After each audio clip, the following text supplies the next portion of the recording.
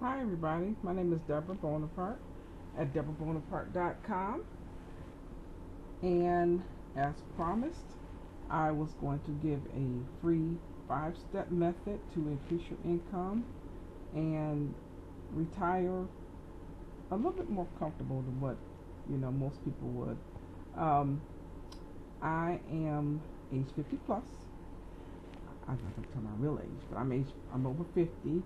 I expect to be retiring within the next 10 years. And unfortunately, I didn't listen to, well, a lot of it I didn't really understand how to save and invest money when I was younger. So, here I am, not too far before retirement with little or no money. And I have no intention of being that way when I retire. So, as promised, I have 5 steps that I am working on, and I'm going to use my notepad here just because I don't want to forget anything.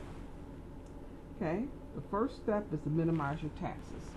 Okay, most people in their job. Okay, let's put it like this: the IRS says that 80% of American people overpay on their taxes. So if you're working, and this kind of works with people that have a job. If you're working, you probably need to adjust your W-4. The W-4 is a form that you get at the beginning. Most people get it when they first start working a job, and they never go back to update, like they have any changes in their life, if they get married or divorced, children, children move out, no more dependents. So they need to adjust their W-4. Okay, now when you see the W-4, it's the front side of the W-4 and the back side is called the worksheet. The goodies are on the back on the worksheet. So you're going to go through that line by line, correct that, and turn it to your employer. And your next paycheck, you will see a difference. We call it getting a raise without having to ask your boss. So fewer taxes are going to be taken out in that, and those. The amount of money that you bring home will be a increase in your take-home pay, and that can be used for various. You can use it to pay down some debt. You can use it to catch up some bills. You can use it to invest in, and investment can be in the form of investing in your own business, investing in a hobby, investing in a 401k plan or whatever retirement plan that you have that you're going to be using. Either one of those is fine. It will work with the amount of money that you bring home from your take-home pay. It's going to be an increase. Okay. The second one I mentioned a few minutes ago is pay down your debt. Now, there is a little bit of pushback on that. Some people are saying, some advisors say pay down all your debt. Some advisors say don't pay down. It's the extreme. Either pay down all your debt. Some advisors are saying don't pay down any. Just start investing. Whatever is best for you. Whatever range it is in there from. If you want to pay down all your debt first, depending on how long you have before you retire, I would advise you to at least start putting some of that away in some type of retirement. But that's just me. That's what I plan on doing is putting away some in retirement. The next one is decreasing your expenses. Just different ways that you can however you can decrease your expenses. Do you really need that $4 cup of coffee? Do you really need to eat at the cafeteria every day as opposed to, maybe 1 or 2 days a week taking your own lunch? If you have a green thumb, you could be growing a garden. Go in the garden with, greens and stuff that'll help offset some of your grocery bills. Right now it's winter time here in South, even though it doesn't last that long, it still gets cold. So some of the rooms in the house we don't necessarily heat, especially rooms that we don't really use a lot. We don't necessarily heat it, so we kind of have those rooms closed off so that when we have on the heat, it won't be, the heat won't have to, as my mother say, go out the window. I mean, in this case, the door is not open, but you get the point. So there are different ways to decrease your expenses. Instead of driving to work every day, you might have, if you have public transit, you might take, 2 or 3 days a week to use public transit as opposed to driving every day with the gas. Okay, and hopefully using public transit will be a little bit cheaper. For me, with my car, I have an older car. Okay, older person owns a car, which is not necessarily coincide, but I just like older cars. But it does drink up quite a bit of gas. So I save money by, a few days a week I will catch the public transit.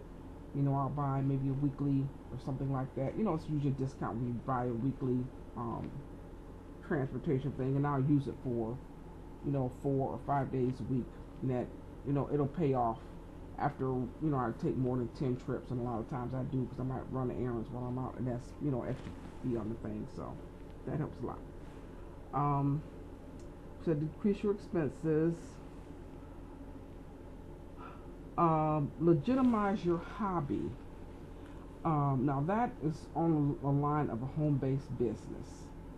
Home-based business owners get additional tax deductions that people who don't have home-based businesses that they don't have access to. People that don't have businesses, that don't own businesses, I should say. And there are different ways that you can get a home-based business. If you have a hobby, something that you like to do, you could be a DJ. If you operate or have an office at home, or where you call, trying to make your appointments. If you have, and this can be for any type of business. Some people don't have necessarily what they call they don't classify it as a legitimate business per se.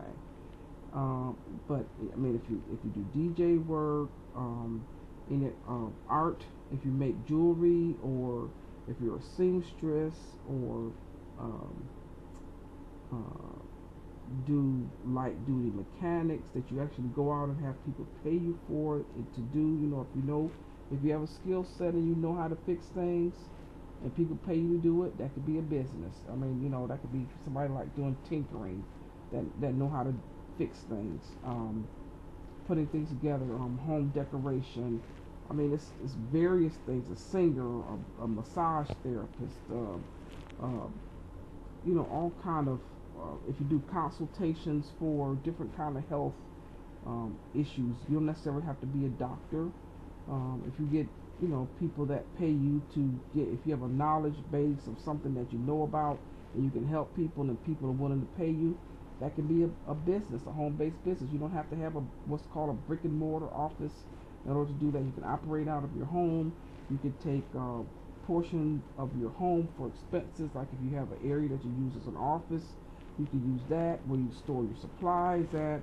You could take tax deductions for driving back and forth with mileage.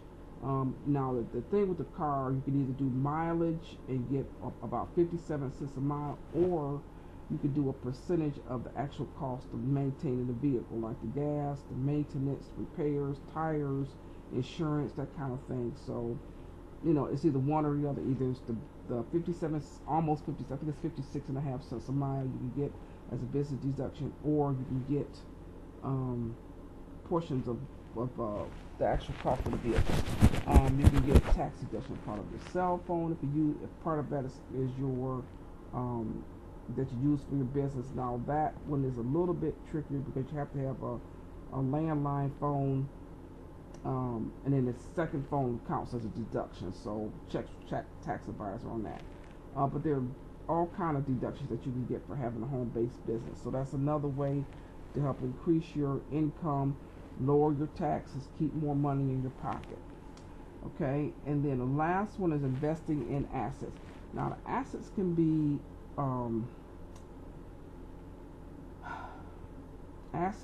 real estate, precious metals, stocks and bonds, that kind of thing. The IRA or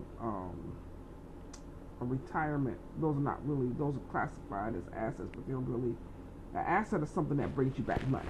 Okay, I'll put it like that. Okay.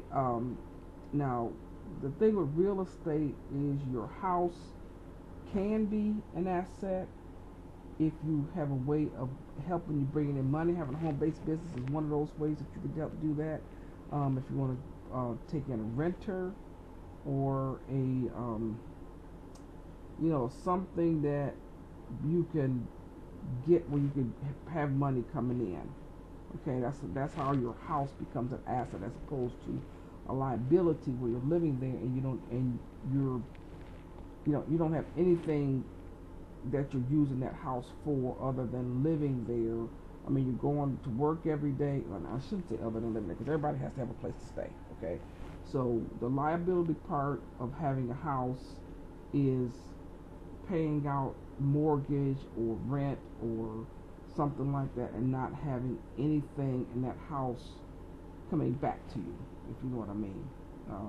You don't have a renter, you don't have a home-based business, you're not able to deduct anything because you're not operating a home-based business, or you might have a smaller, like if you live in a duplex or something like that, and you don't have a renter.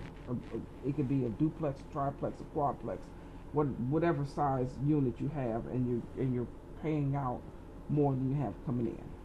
Okay. So those are the five steps to help increase your take-home pay and help build up give you some money to help build up some assets. So hopefully when you retire, and you'll have a little bit of money coming out there. So, okay, so let's go over those right quick. So 1 was minimize your taxes. Number 2 was pay down debt. Number 3 was decrease your expenses. 4 was to legitimize your hobby or get a home-based business. Okay, and 5 was invest in assets. I hope that helps everyone. Y'all have a wonderful day, and I'll talk to you soon. Bye.